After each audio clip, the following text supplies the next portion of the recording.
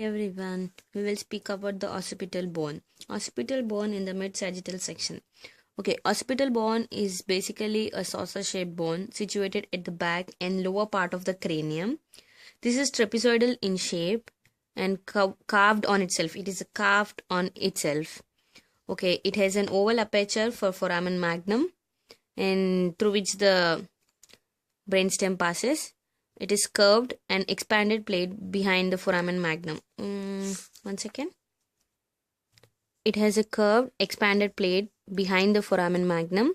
It is quadrilateral piece in front of the foramen magnum. This is called the basilar part of the occipital bone. On either side it has lateral parts. On either side it has the lateral parts. In the mid-sagittal section, we can see groove for the transverse sinus, and we have the external occipital protuberance. It has a foramen for the jugular. It's called the jugular foramen. Then it has a groove for the inferior petrosal sinus. There is also a hypoglossal canal inferiorly, and we have large foramen magnum. We also have two occipital condyles on either side. We have the basilar part. We have two sutures, the lambdoid suture and the occipitomastoid suture. The lambdoid suture is between the occipital and the parietal bone. The occipitomastoid suture is between the occipital and the mastoid process of the temporal bone. We have three angles. We have the superior angle, which articulates between the parietal bones, and then we have the inferior angle, which it is fused with the sphenoid bone. And the lateral angles, these are at the extremities of the grooves for the transverse. On either side they are present, and the borders are superior border and the inferior border. Superior borders are from the superior to the lateral angles, and the inferior borders are from the inferior to the lateral angles. So it's all in the L shape.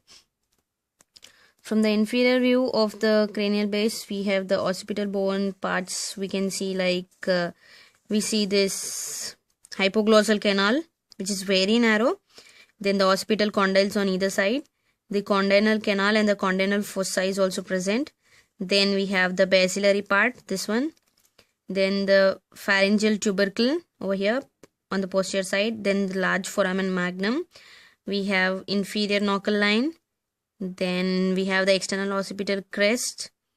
Then the superior knuckle line. Then the external occipital protuberance. On the cranial base, we see the clivus, which is between the sphenoid bone and the occipital bone. Then we have groove for the inferior petrosal sinus. Then we have the basilar part.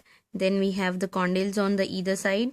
Then we also have the groove for the transverse sinus. Then there is a groove for occipital sinus. We have internal occipital crest. Then the internal occipital protuberance. There is also superior sagittal sinus, and this is the diploe. This is the connective tissue. From the foramen magnum, there passes medulla oblongata, meninges, vertebral arteries.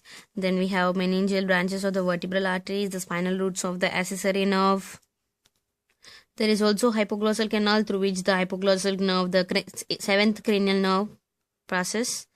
Then we have condylar canals from which the emissary veins pass. Then we have this jugular foramen through which different cranial nerves passes, like cranial nerve number 10, number 11, number 9. We also have inferior petrosal sinus passing through it, and also the posterior meningeal artery passes through this.